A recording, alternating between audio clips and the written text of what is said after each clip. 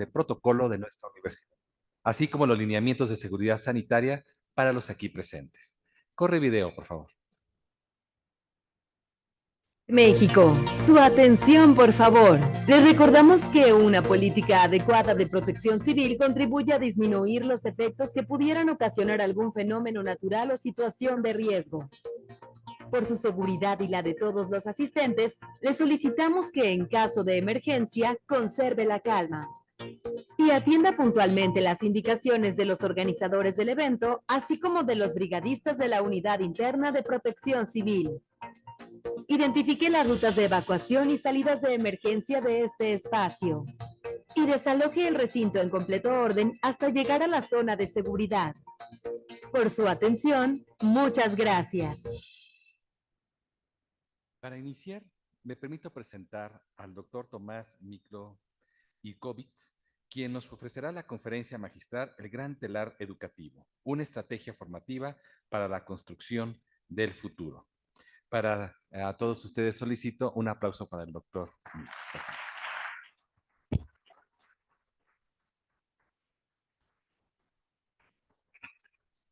Les recordamos que para participar con sus preguntas pueden utilizar el código QR que se encuentra en la parte posterior de su gafete. Les agradecemos que a través de este medio lo puedan utilizar. También contamos con la presencia de la doctora Claudia Ochoa Millán, quien es la coordinadora del doctorado en evaluación educativa de la Facultad de Educación y Humanidades. A quien voy a ceder la palabra para que nos haga el favor de moderar esta conferencia magistral. Muchísimas gracias.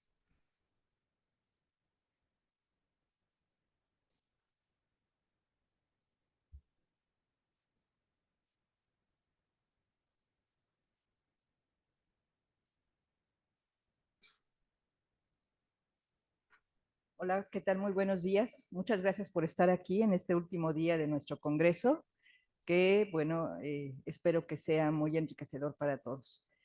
Voy a tener el honor de presentar al doctor Miklos, voy a leerles una breve semblanza. Es doctorado en Ciencias de la Universidad de París de la Sorbona, licenciatura en Ingeniería Química, otorgado por la Universidad Nacional Autónoma de México, académico, consultor y desarrollador de proyectos de planeación prospectiva, estratégica y cambio climático en organizaciones públicas, privadas e internacionales en temas de planeación e inteligencia en las áreas de educación, seguridad nacional y cambio climático.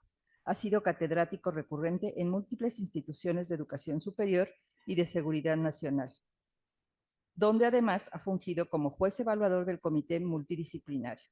Además de múltiples artículos, capítulos de libros y estudios, ha publicado 18 libros sobre cambio climático y seguridad nacional, educación, planeación prospectiva y pedagogía electoral. Es miembro fundador del Instituto Nacional de Asesoría Especializada, de Carbon Click del Consejo Internacional de Instituciones de Educación Superior y del Centro Internacional para la Creación del Futuro. Miembro del número de la Academia de Ingeniería y de la Legión de Honor Nacional de México, mención especial en el Premio Nacional de Administración Pública, otorgado por la Secretaría de la Función Pública, y la Medalla Benito Juárez de la Sociedad Mexicana de Geografía y Estadística, y ha sido postulado en 2 ocasiones al Premio Nacional de Ciencias de la República Mexicana. Les pido un aplauso para recibir al doctor Miklos.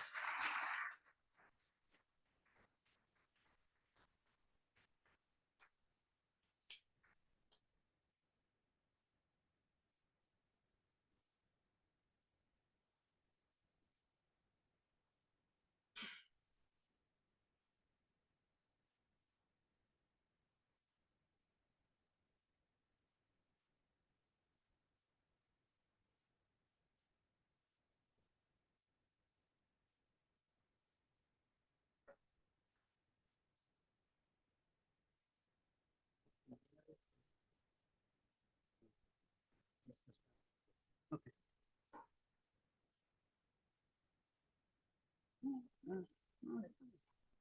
Perfecto. Así lo repito.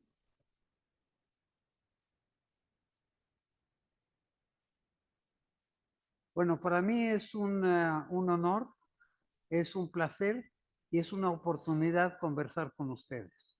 Espero que pudiéramos hacer un conversatorio y si no estoy a la disposición de ustedes, fuera del aula en cuanto ustedes quieran. Me gustaría primero que nada agradecer esta suprema invitación a conversar con ustedes, al propio señor rector, al doctor Cipriano, voy a citar una frase, a la vicerrectora que acabo yo de conocer, yo no la conocía, a la doctora Lorena Martínez, y a nuestra amiga común Claudia Ochoa, doctora Claudia Ochoa, que me acaba de presentar. Me gustaría comenzar por comentar que voy a tratar de, no voy a tratar, espero lograr no solamente tratar de centrarme en los 45 minutos que me están otorgando a partir de este momento y dejar unos 15 minutos para que ustedes puedan hacer alguna intervención, que pueden ser preguntas o pueden ser cuestionamientos, o sea, aquello que no les haya convencido o lo que fuera. Mi intención es convencerlos, no vencerlos, pero sí convencerlos de lo que voy a platicar. Me gustaría mencionar que ustedes tuvieron la oportunidad de ver al doctor Javier López Sánchez. El doctor lo vieron y dio una plática muy interesante, incluso en maya y todo. Me imagino que todos lo recuerdan. Es una gente impresionante. Con él llegamos a trabajar, y espero que lo haya citado, un proyecto muy importante que se llama la Nueva Escuela Chapaneca y que debiera ser la base de lo que ahora estamos denominando la Nueva Escuela Mexicana, que no se ha logrado establecer como sería pertinente. Y eso lo vamos a conversar porque no es lo mismo hacer una estrategia sin prospectiva que hacer una prospectiva y depender de ello la estrategia. Y en la estrategia hay que llevar a cabo las cosas. La frase sería, del dicho al hecho hay mucho trecho, y es el problema de una institución de carácter académico donde hay que asegurarse que aquello que se aprende tiene una función, una utilidad. Tengo un reto muy importante y se los voy a comulgar. Mi reto es que cuando leen mi currículum da la impresión de que soy muy bueno para esto. Y entonces cuando a uno le dicen, por ejemplo, que una película es muy buena, generalmente sale diciendo no era tan buena. En cambio, si le dijeran a uno que es muy mala, acaba uno saliendo diciendo, pues no era tan mala. Entonces espero que ustedes tomen esto como un reto y espero lograrlo con ustedes. El propio rector en una locución, digamos, con función de esta celebración de los 60 años, había mencionado algo que casa muy bien con lo que vamos a platicar. Entonces me gustaría darle lectura porque habla de mirar hacia atrás con serena gratitud para sentirnos retados de los pasos que nos corresponden hacia el horizonte y para trascender hacia un futuro en el que no tenemos todas las respuestas. Entonces creo que esto da la esencia misma de lo que a ustedes les interesa y a mí me interesa fomentar, apoyar con ustedes.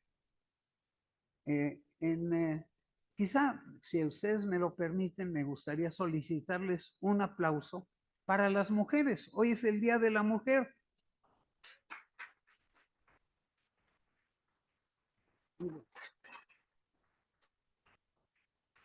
Ahora sí, para aprovechar el tiempo ya después de esta breve introducción, y claro, si hay algo que les interese, por ejemplo, de la nueva escuela chapaneca, etcétera, con muchísimo gusto lo contestamos, participamos en algo.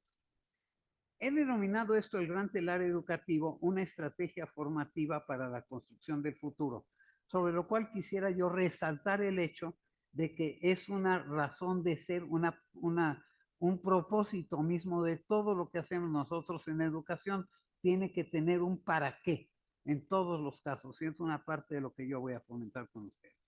Pero además, fíjense bien que tiene la palabra formativa, ya no es solamente educación, se trata de formar.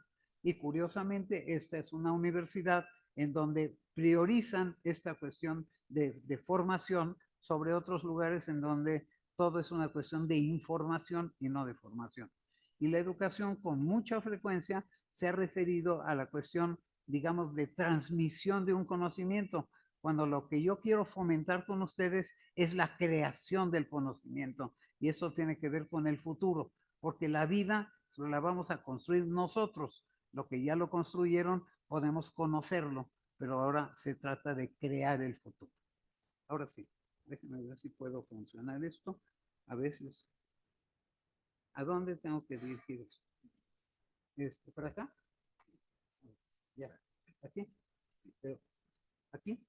Ok, muy bien. Bueno, con el objeto de hacer, a mí me gusta dar clases porque las clases pueden tener una razón de ser, digamos, y toma mucho tiempo. Incluso llevar a cabo dentro de las clases ejercicios que permitan llevar a la práctica. Y eso es como nadar. O sea, si a mí me explicaran claramente cómo bracear, bueno, yo pudiera saber bracear, pero no voy a poder nadar hasta que no me meta al agua. Entonces la invitación es, hay que llevar a cabo las cosas, aquello que aprendemos, aquello que creamos, de manera que se lleven a la práctica y de hacerlo. Una buena parte de nuestro futuro, tanto personal como colectivo, o sea, social, depende de nosotros de manera tanto individual como asociativa, o sea, lo social. Está en nuestras manos, es antropogénico, quiere decir, nosotros lo hemos construido y nosotros lo podemos construir en el futuro. El instrumental estratégico para que dicho futuro devenga en el mejor de los futuros alternativos posibles se denomina prospectiva y es parte de la, yo diría, casi de la razón de la invitación que me hicieron.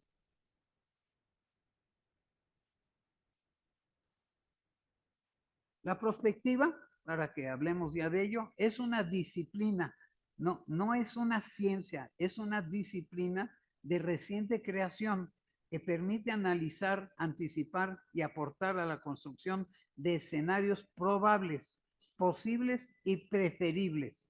Se denomina futurible, es una palabra que me gustaría que ustedes recordaran, y quiere decir el mejor de los futuros posibles. Automáticamente está implicando que hay varios futuros posibles, no solamente un futuro tendencial en donde seguimos sobre la misma línea, sino que estamos hablando de un cambio de carácter estructural.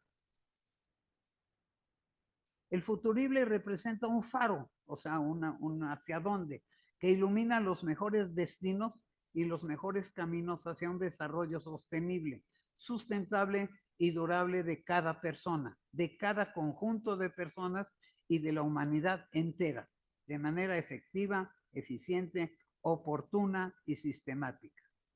Y sistémica también, pero no lo anoté.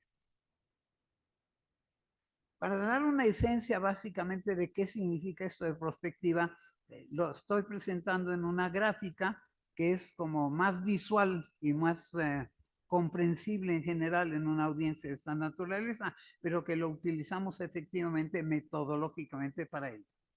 Representa, espero que se pueda señalar de alguna, bueno, representa en la parte superior, ustedes tienen un futuro que no es el tendencial, es el futuro deseable. En la literatura le llamamos utopía, no es la ciencia ficción, es aquello que pudiera ocurrir si todo lo podemos lograr bien. ¿Está claro? Con mucha frecuencia no lo logramos. Entonces es un planteamiento de buenos deseos, por así decir. Y le llamamos utopía en la literatura. Yo le he llamado futuro deseable y por lo general es lo que está detrás de toda la planeación que llevamos a cabo tradicionalmente, es lo que quisiéramos. Está detrás de las campañas presidenciales y cosas por el estilo. En la parte inferior de esta representación tienen el futuro temible, le llaman en la literatura catastrófico. Tampoco es ciencia ficción, pero es aquello que pudiera ocurrir si las cosas van peor de lo que han venido yendo. Y muchas veces esto sucede en muchos de los estudios. En la parte central de color azulito, bueno, yo lo tengo aquí clarito, pero ahí se ve oscuro, que dice futuro proyectivo. Es lo que estamos acostumbrados a hacer cuando hablamos de proyecciones, cuando hablamos de la planeación tradicional que hacemos. Quiere decir, en términos comunes, más de lo mismo. O sea, no cambiamos la estructura, le vamos agregando, échale en el presupuesto un 10% o algo así, pero la estructura no cambia. Y se trata de que nosotros logremos el cambio de estructura. Técnicamente se llama cambio de paradigma, o sea, de las reglas del juego. Entonces, adicionalmente aquí he agregado un cuadrito que se llama futuro lógico, que es una especie de coyuntura, o sea, ¿qué está ocurriendo hoy en día que me permite decir que ese futuro que es tendencial no va a ser exactamente tendencial, sino que hay cierta lógica? Entonces, aquí es donde la tradición con mucha frecuencia pesa. Me imagino que mi amigo el doctor López había hablado un poquito de ello, sobre todo dándole un peso particular a lo cualitativo, y yo lo voy a acentuar con ustedes. Lo cualitativo, no me la voy a tomar. Lo cualitativo es el peso importante. Y cuando yo doy clases, por lo general hago un ejercicio que no voy a hacer con ustedes, pero se lo voy a platicar. Le pregunto a mis alumnos en general que dicen eso de lo cualitativo. Estamos acostumbrados a lo cuantitativo. Estamos en una universidad, somos ingenieros, somos contadores o lo que fuera. Entonces yo les hago una pregunta y se las hago, a veces lo hago como ejercicio. Y les pregunto, bueno, para la toma de decisiones de los seres humanos como personas o físicamente como personas o en conjunto, ¿qué es lo más importante? ¿Lo cuantitativo o lo cualitativo? Y casi todo el mundo piensa que lo cuantitativo, sobre todo en un ambiente universitario. Pero bueno, yo les hago otra pregunta y les digo, cuando ustedes hicieron pareja, tienen pareja o tuvieron pareja, ¿cómo decidieron su pareja?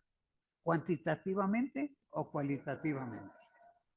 ¿Verdad que pega? ¿Verdad que queda muy clarito? Bueno, he tenido la oportunidad de hacer esta pregunta muchas veces y solo en una ocasión, y estoy hablando de cientos de ocasiones, solo en una ocasión hay una persona que me dijo claramente, lo conozco además, me dijo, yo tomé mi decisión cuantitativamente.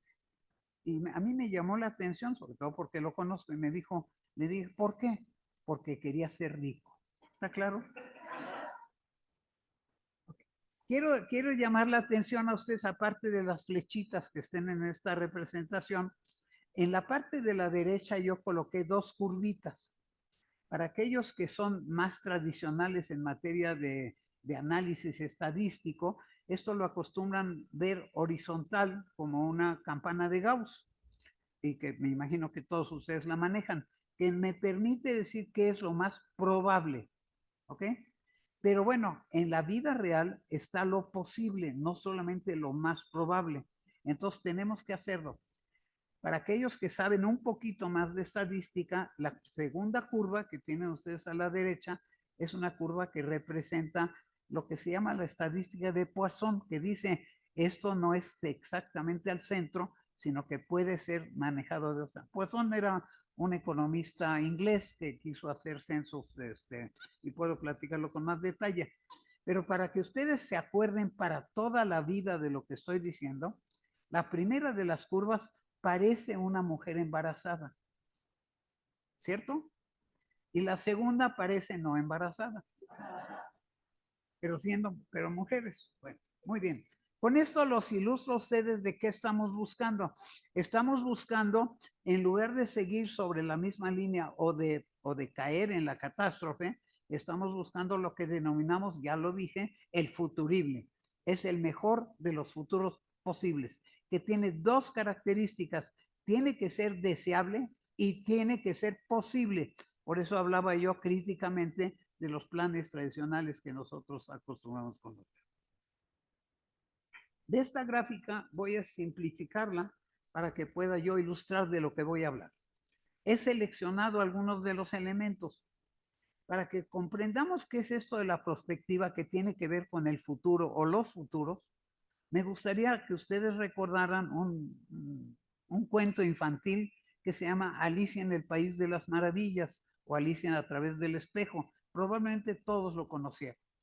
Si todos lo conocieron, probablemente recuerdan que Alicia, una niñita muy chiquita, le pregunta a un conejo muy inteligente, puesto que sabe hasta hablar, le pregunta, oye, tú, conejo, tú que todos lo sabes, ¿me puedes decir cuál es el mejor camino? Y el conejo, no sé si recuerdan ustedes qué le contestó, pero para que no haga yo el ejercicio con ustedes, le contestó, depende para dónde vas. Eso es prospectiva. ¿Está claro? O sea, es decir, lo más importante primero es para dónde vas, el para qué, y luego puedo definir ahí la mejor estrategia, pero no al revés, que es lo que estamos acostumbrados a hacer. Entonces, esto está representado en esta pequeña gráfica en donde coloqué el futurible como lo que es deseable y posible y lo que sería tendencial, que sería un punto de referencia. Hay una brecha que en los tiempos cercanos, o sea, en la planeación de corto plazo, por así llamarlo, no se aleja una de la otra, pero en el largo plazo, con una visión de largo plazo y más holística, digamos, de todos los componentes, estamos hablando de un espacio que puede ser gigantesco. Sobre todo si estos que yo pinté aquí como líneas rectas de alguna manera, no son rectas, sino que son curvas y pueden tener un aceleramiento en el distanciamiento. En medio coloqué unas flechitas de color negro, que quiere decir las estrategias, o sea, depende del futurible, las estrategias que tengo que ir creando paulatinamente.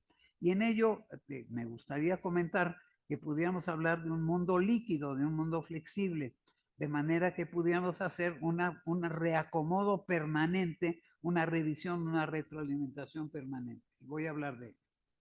En materia educativa, puesto que estamos hablando de educación y quiero ver la aplicación de lo que estamos platicando, es difícil el tránsito de las reformas. Reformas quiere decir cambio de forma, ¿está claro? Mientras que educativas y formativas de naturaleza proyectiva, que es lo que generalmente hemos hecho, a buscar una cuestión que se llama la transformación educativa adaptativa. O sea, no es una transformación para siempre, es una transformación que se adapta paulatinamente a las circunstancias que estamos viviendo. Suceden cosas o hacemos que sucedan cosas en un momento dado, y esto le llamamos un mundo líquido, que tiene que ver con esta, no son gases, que son muy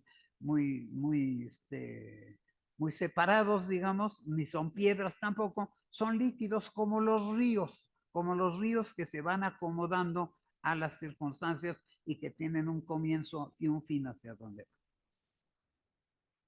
Me acelero porque no tengo mucho tiempo para conversarlo con ustedes, pero espero que les interese suficientemente para que con esto quieran saber más.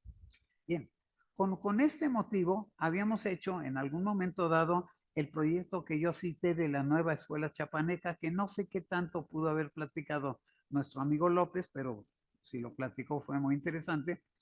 En este momento, esto de la transformación es algo que nosotros manejamos, no con los fines políticos que ustedes ya conocen en la literatura de los periódicos y demás, y que tiene que ver con una cuestión que tiene que tener con un conocimiento de alguna manera de la historia, muy importante. Conocer la historia nos permite quizás no repetirla, pero también con reformas que le denominan neoliberales en un momento dado, o sea, que son el acercamiento paulatino tendencial sobre una estructura que se mantiene.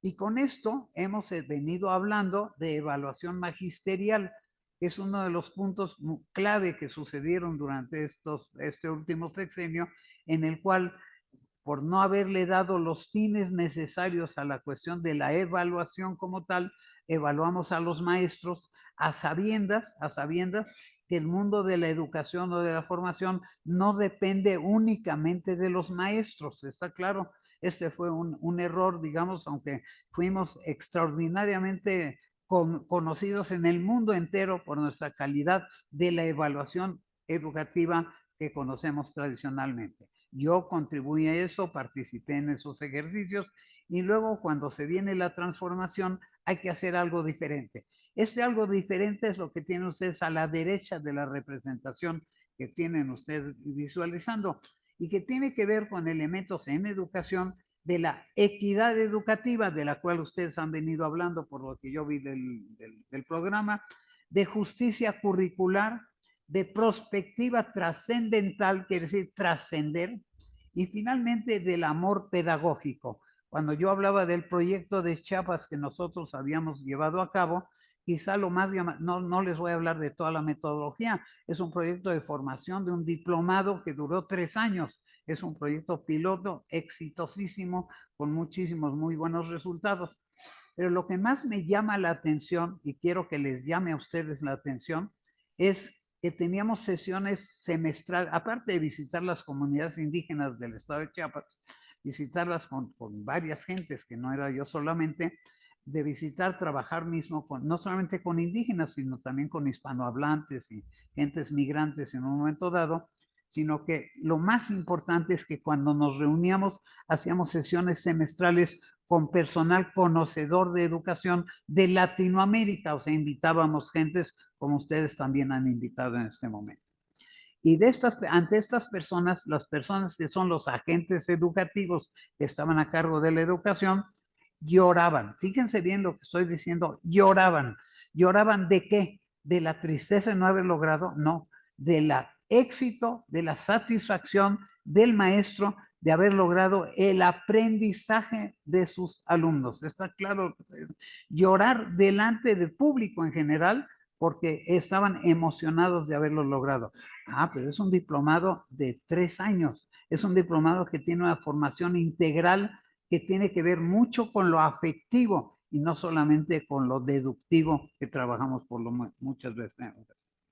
Con ello, en otro momento y fuera del proyecto de Chiapas, que aquí traigo, por cierto, si alguien quiere echarle un ojo, creamos lo que denominamos, lo que yo denominé el gran telar educativo, a imagen y semejanza de lo que ustedes conocen que significa ser un telar, pero no un telar industrial, sino un telar como los indígenas llevan a cabo en Chiapas, en Oaxaca, en muchos otros lugares. Un telar que quiere decir es un entretejido de elementos. Y entonces es una experiencia que tuvimos extraordinaria, con grandes logros y con sobre todo, muy importante, satisfacción de todos los participantes. Fíjense, el rompimiento, digamos, del pesimismo sobre la materia educativa, fíjense que no se puede, o la burocracia o cosas por el estilo. Bien, con esto llevamos a cabo esto que he denominado yo el gran telar educativo. Entonces, esto es lo que quiero presentar a ustedes. Pero el énfasis que yo quiero dar a esto, cuando hablo yo de prospectiva, es que se trata de lograr algo que no se ha venido logrando. No voy a hablar ahorita de política educativa nacional y cosas por el estilo, pero de cualquier manera sí vale la pena mencionar que en nuestro país en este momento llevamos 40, 50 años de deterioro educativo. O sea que en realidad hemos venido de más a menos.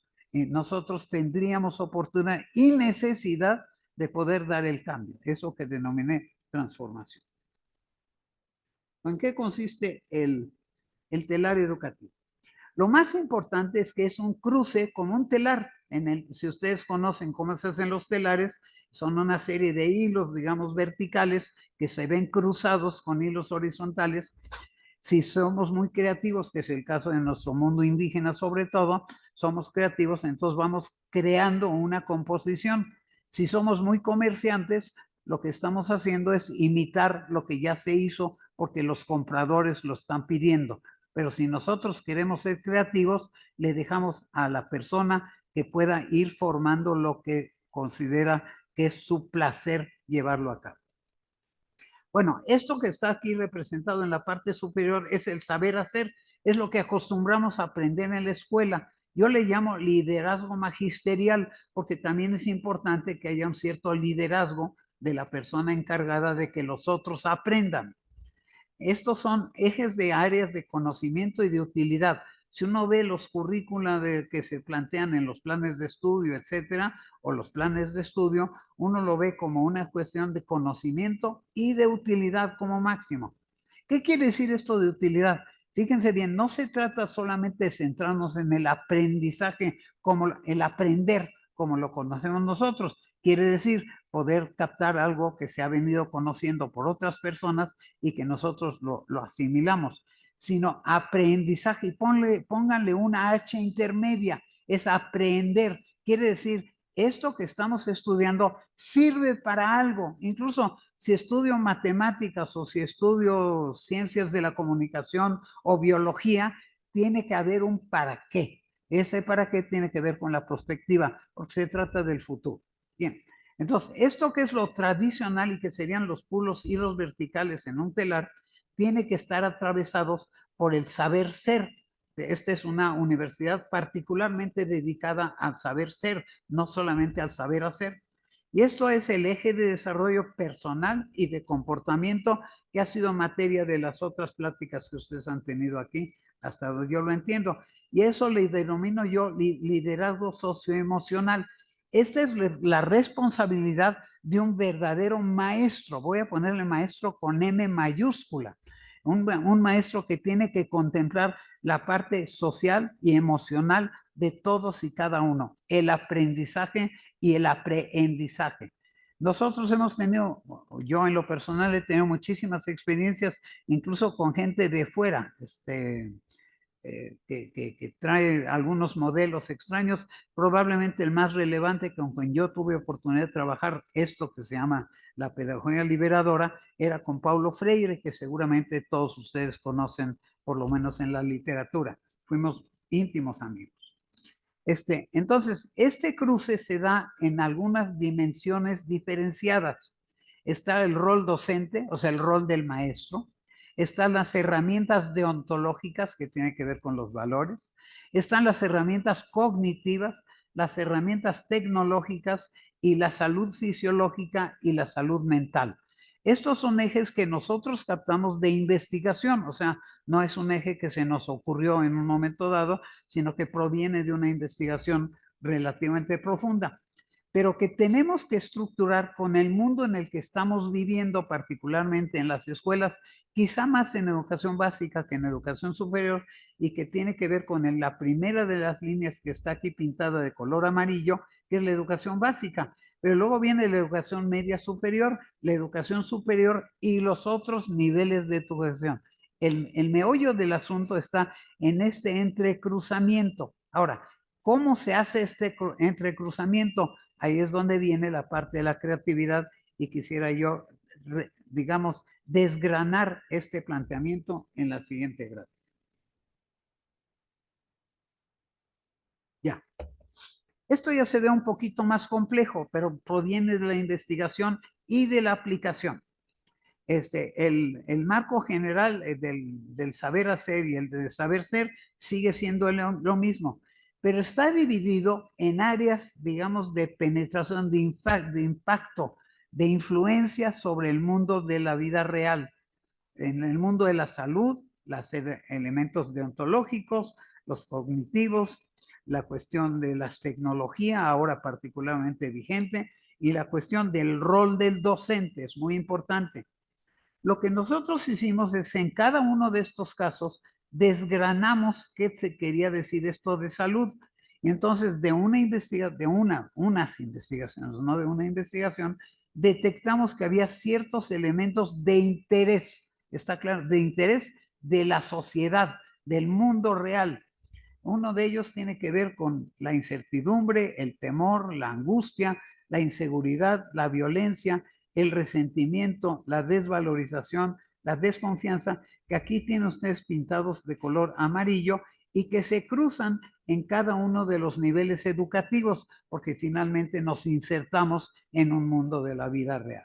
Ese cruce está con unos pequeños asteriscos que desde el punto de vista de lo que estamos hablando son como nodos en un momento dado, en un plan matricial, en un momento dado. En el telar no son no son nodos, sino nudos, pero se hacen nuditos. En los telares, particularmente orientales, se hacen nuditos en cada uno de los cruces. En los mexicanos no tanto, nada más cruzamos. En fin, de todos modos, son nodos que van componiendo. Ahora, lo que yo coloqué aquí en algunos de los elementos son unas pequeñas flechitas que ustedes ven del carácter vertical.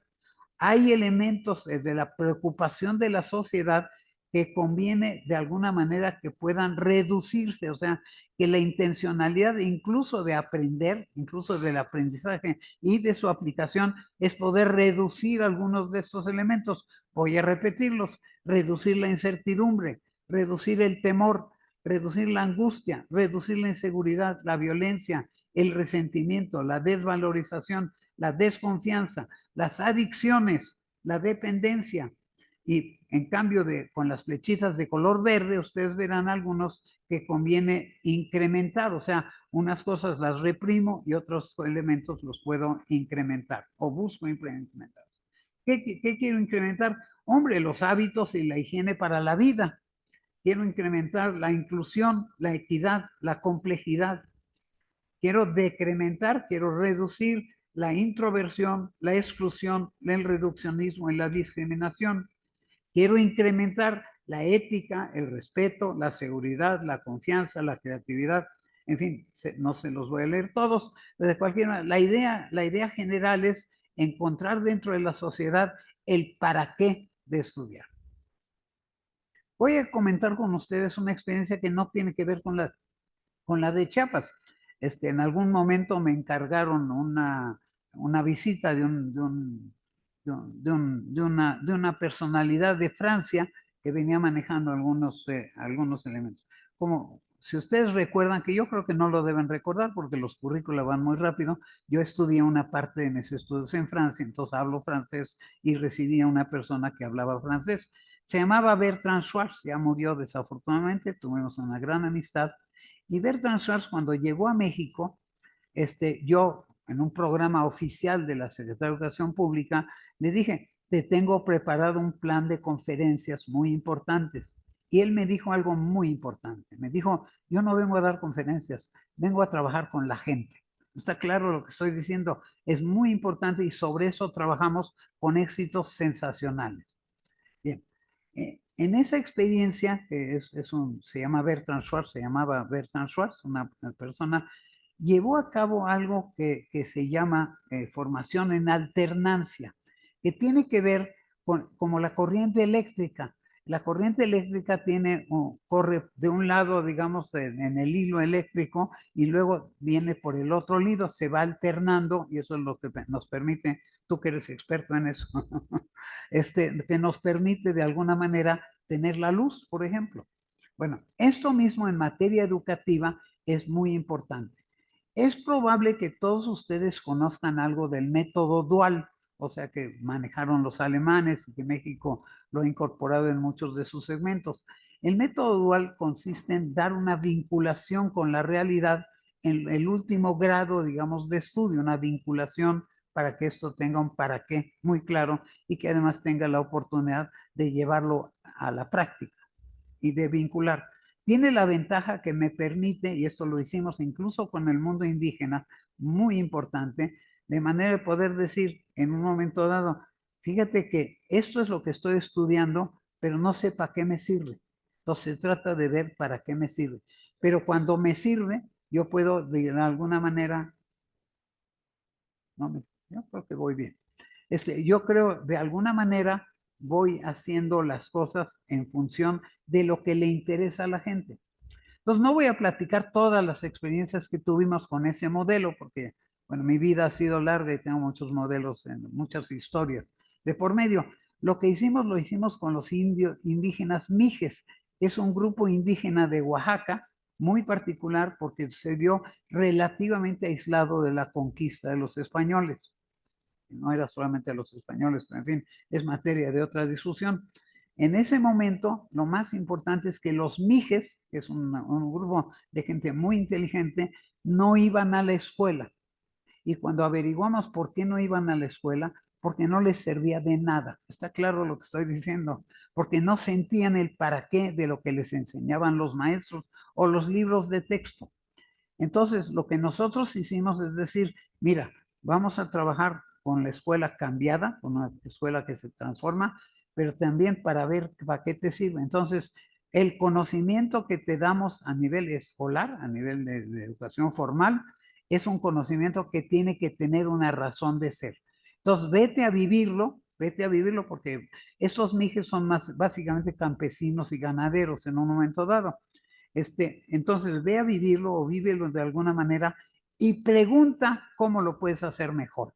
Y es donde la ciencia, el conocimiento puede ayudarte a hacerlo mejor. Sencillamente, es cosas que logramos hacer en un momento dado.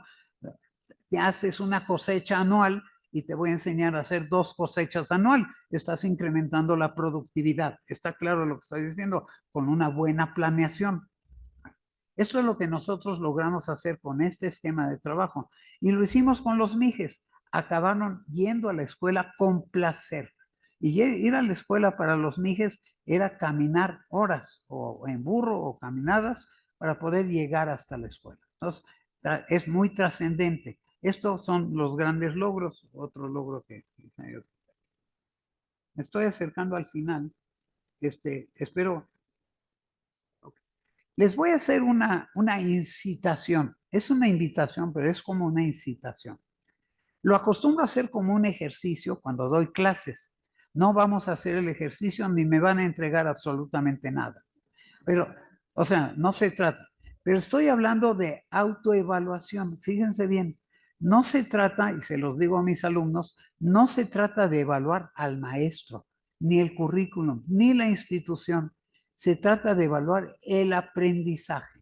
Entonces, ¿cómo puedo lograr evaluar el aprendizaje? Haciendo que la persona reflexione. O sea, lo incito a reflexionar y en general se los pido por escrito, de manera que me sirva a mí también. Pero no lo necesito por escrito, es una recomendación a ustedes. Y como esta no es una clase, tampoco es obligatorio, ni sirve para el currículum, ni nada por el estilo, ni para las calificaciones. Entonces, les hago las siguientes preguntas. Fíjense bien. ¿Qué aprendí? Es muy importante que la gente reflexione sobre qué aprendió. Es la única manera de saber si lo aprendió o no. Pero que lo sepa él. No tiene que comunicárselo al maestro ni nada. Lo tiene que saber. Y en función de lo que aprendí viene la segunda pregunta. ¿Qué más quiero aprender? O sea, en virtud de que ya aprendí algo, esto me fomenta a aprender algo más. En el caso, claro, de una universidad estamos hablando de pasar a posgrados o especialidades o cosas por el estilo, maestrías, doctorados, etcétera, pero también de la aplicación en la vida real. ¿Qué más quiero aprender? Cuando yo hablo de prospectiva, generalmente las respuestas que yo recibo de mis alumnos son respuestas diciendo, quiero saber más de las técnicas que usted nos mencionó, pero que quiero llevar a la práctica. Y esto es muy importante. Ahora, la tercera pregunta es, ¿qué voy a hacer con lo que aprendí? Fíjense bien, el para qué. Esto es muy importante, el para qué. O sea, ¿qué voy a hacer? ¿De qué me sirve lo que aprendí? ¿O de qué me puede servir lo que aprendí? Y finalmente, la cuarta pregunta, cuando se trata de instituciones que muchas veces son disímbolas, ¿qué voy a hacer para que en mi grupo, colectividad y país aprovechen y apliquen lo que yo aprendí? ¿Está claro lo que estoy diciendo? Lo que los incito yo a ustedes es a pensar en esto. No se lo entreguen a nadie, háganlo para ustedes mismos, porque se trata de poder, digamos, anodar, comprender lo que uno aprendió y el para qué de lo que aprendió. ¿Eso es mi citación? Conclusión. Implementación holística y progresiva de la transformación educativa. Me imagino que para ustedes el término holístico es conocido, es la totalidad, o sea, el todo. Es un término que proviene del mundo eclesiástico, efectivamente. En el mundo eclesiástico representa a Dios como esta totalidad. En el mundo de la prospectiva representa el predominio del todo sobre las partes. O sea, ya el todo no es la simple suma de las partes. Es como en el billar, que yo puedo pegarle a una bolita del billar, pero cuando yo le pego una bolita estoy pretendiendo que ésta le pegue a otra.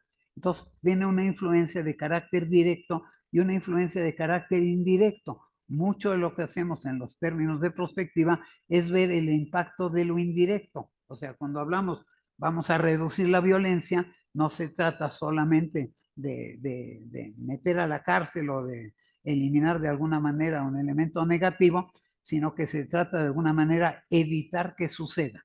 Y ese evitar es planeación. Por lo tanto, planeación prospectiva, si yo quiero reducir los índices de violencia en una comunidad, en un grupo determinado. Con esto yo puedo construir estratégicas del mejor de los futuros posibles. O sea, no solamente visualizar los futuros posibles, sino cuáles son las mejores, como Alicia en el País de las Maravillas, y tengo otros muchos ejemplos. Instrumentación proactiva de la lógica formativa y de la logística. La logística está planteada para ustedes en el gran telar educativo. Y la incorporación estratégica de la autoevaluación que acabo de mencionar con ustedes, del aprendizaje y del aprendizaje, cuando les dije que insertaran una H en ello, el para qué de todo lo que vamos a aprender y de lo que queremos seguir aprendiendo. Pero además tiene que ser comprometedor, o sea, me puedo comprometer conmigo mismo, pero me puedo comprometer con mi comunidad o con mi país o con mi grupo social de alguna manera o con el mundo entero. Yo manejo mucho la cuestión, no voy a hablar de eso, pero de cambio climático. Es muy importante, el cambio climático es la mayor de las amenazas que tiene la humanidad, bueno, no solo la humanidad, la vida en este planeta. Entonces, esto requiere una gran concientización, pero también hacer algo al respecto, no solamente hacer el discurso que con mucha frecuencia hace. Muchas gracias. Con esto termino mi alocución y me abro a un planteamiento de posibles preguntas y quizá de algunas respuestas.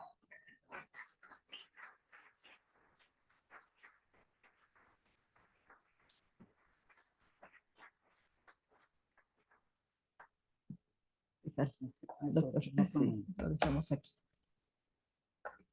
Bueno, doctor, pues en realidad muchísimas gracias por esta ponencia. Tengo una pregunta que bueno, más bien voy a resumir varias preguntas en una, porque todas tienen mucho que ver. Y la pregunta es, ¿cómo ve usted el futurible para la educación en México, para el sistema educativo nacional? ¿Qué sería para usted el futuro? Para mí sería una gran conciencia de lo que ha venido ocurriendo, de lo negativo. Necesito el micrófono. Una gran concienciación, no solamente de lo que hemos venido haciendo mal, sino también de lo que hemos venido haciendo bien y aprovechar lo que estamos haciendo bien y de alguna manera desbaratar a aquellos que hemos hecho mal.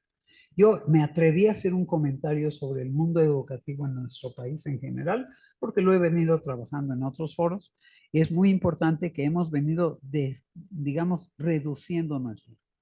Una parte de ello tiene que ver con la evaluación. O sea, se ha criticado mucho el uso de PISA, por ejemplo, ¿no? Que se utiliza mucho. Es una evaluación comparativa con otros países, pero que requiere elementos particulares para ciertas comunidades. Por ejemplo, para México. Es muy importante. Y tengo unos trabajos y tengo compañeros que han venido trabajando sobre ello, sobre qué otros indicadores. No se trata de un indicador, sino se trata de varios indicadores, pero que se combinan los unos con los otros.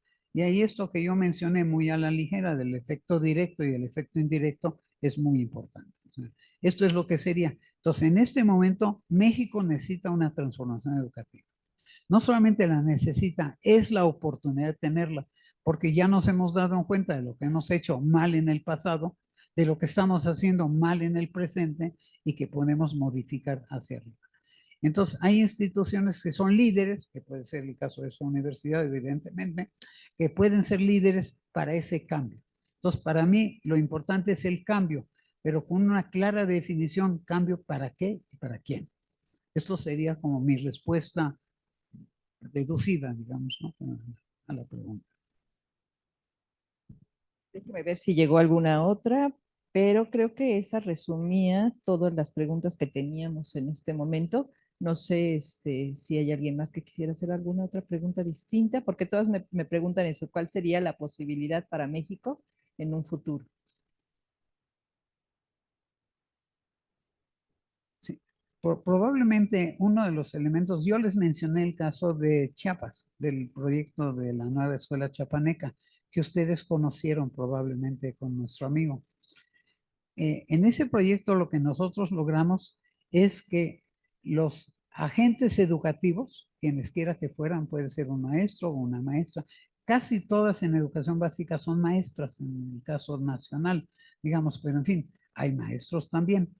Y yo me imagino que hay del tercer sexo también, pero de cualquier manera es muy importante que estas personas estén embebidas con el interés de que el otro aprenda y aproveche lo que se aprende. Esto es lo que yo diría que tendríamos que hacer. tenemos la oportunidad, tenemos la necesidad de hacerlo en este momento.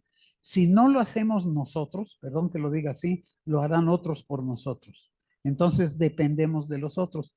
¿Por qué? ¿Para qué? Si lo podemos hacer nosotros. Muchas gracias. Tengo otras preguntas que están llegando ahorita. Dice, ¿qué tenemos que retomar o rescatar del pasado para la actualidad de la educación? Yo creo que tenemos que rescatar el rol, se me antoja hablar ahorita, el rol del maestro. O sea, ¿cuál es el rol del maestro? ¿Transmitir, ayudar a transmitir un conocimiento? No, es más, hasta por internet yo puedo tener muchísimo más conocimiento. El hecho es la parte emocional, este predominio de lo cualitativo. El maestro se vuelve un amigo que debe poder ayudarnos a aprender con H y sin H. Ese es el rol del maestro. Quiere decir que tiene que tener elementos de complementación de lo cuantitativo con lo cualitativo, de la parte de contenidos tradicionales con la parte del deseo de que el otro aprenda. Eso serían mis respuestas. Tengo otras dos preguntas. ¿Cómo puede la educación fomentar la cohesión social entre las distintas culturas de México? A ver, hay un elemento muy importante en ello. Hay una parte que es individual, o sea, cada uno de nosotros aprende de otra manera y eso hay que respetar. Voy a citar porque si tenemos un momento. Algún tiempo yo estuve encargado de cuestiones de alfabetización en la República. Y en alfabetización lo más importante es que la gente debiera tener una razón de ser en alfabetización. O sea, alfabetizarse. Les voy a citar el caso. En Chiapas había una señora Bravo Aguja, que era la esposa del secretario de Educación Pública, Gloria Bravo Aguja, que castellanizaba, o sea, que obligaba a los alumnos a hacer en español. Cuando hicimos una investigación de campo, porque yo nunca me quedo en el escritorio, en el campo encontramos que los maestros estaban, que los alumnos estaban efectivamente escribiendo en español, pero no entendían lo que escribían. Es más, descubrimos con mucha dificultad que la tarea no la estaban haciendo los alumnos, los maestros, los adultos, porque era educación de adultos, sino sus alumnos que sí iban a la escuela. Hicieron trampa, una trampa sensacional, oculta, porque había dinero de por medio. Entonces hay que cancelar la parte de la corrupción, hay que saber el para qué y hay que poder enseñar. Entonces inventamos algo que en el caso de Chiapas era la educación en castellano, ni siquiera en español, en castizo, y era lo que transformamos para educación en lengua indígena. ¿Qué logramos? Que los alumnos sabían lo que estaban escribiendo, comprendían lo que estaban escribiendo y tomaron el español como segunda lengua, así como muchos de ustedes quizá toman el inglés o el francés como segunda lengua o el chino, lo que fuera necesario. Eso es lo que nosotros habíamos logrado en ese caso.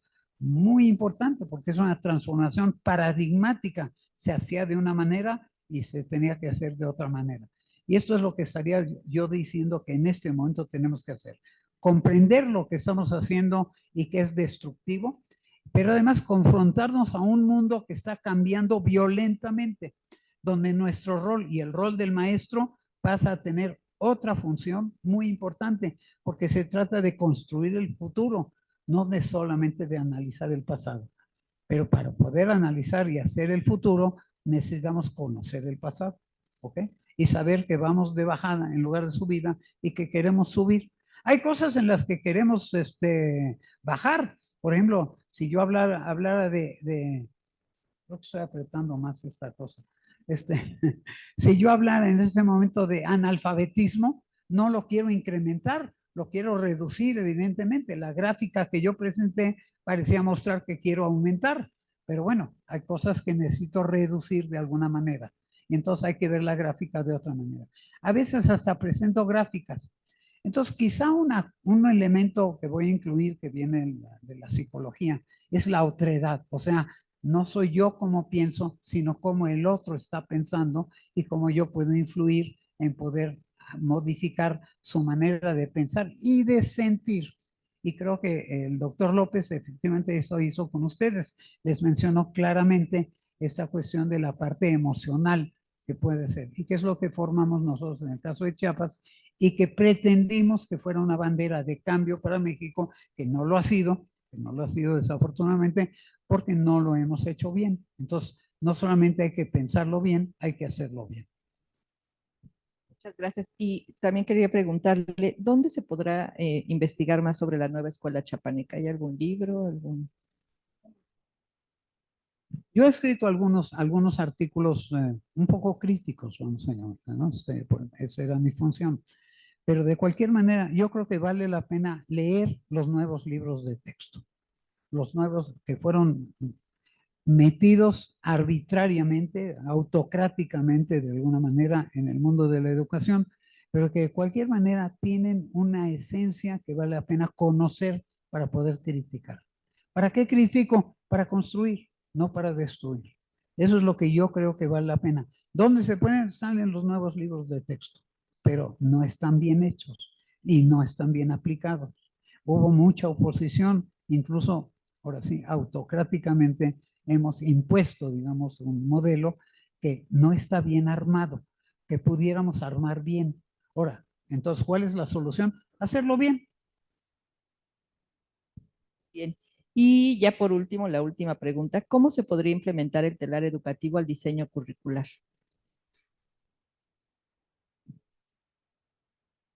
Sensibilizando este vínculo entre lo cuantitativo y lo cualitativo, pero además la parte social, emocional, con la parte de contenidos, digamos, de conocimiento. Creo que aprieto siempre otra cosa. Mil perdones.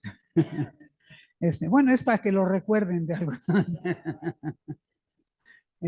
No sé si esto puede ser una respuesta. A mí me gustaría preguntar si hay alguien que quiere no preguntar, sino cuestionar lo que yo he venido diciendo.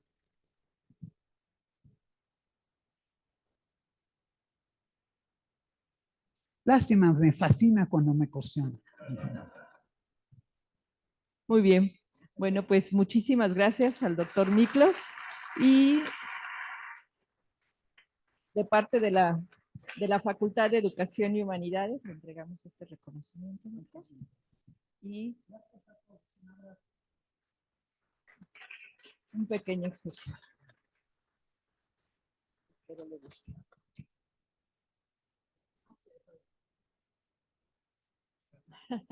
Gracias. Muchísimas gracias, de verdad. Estuvo increíble.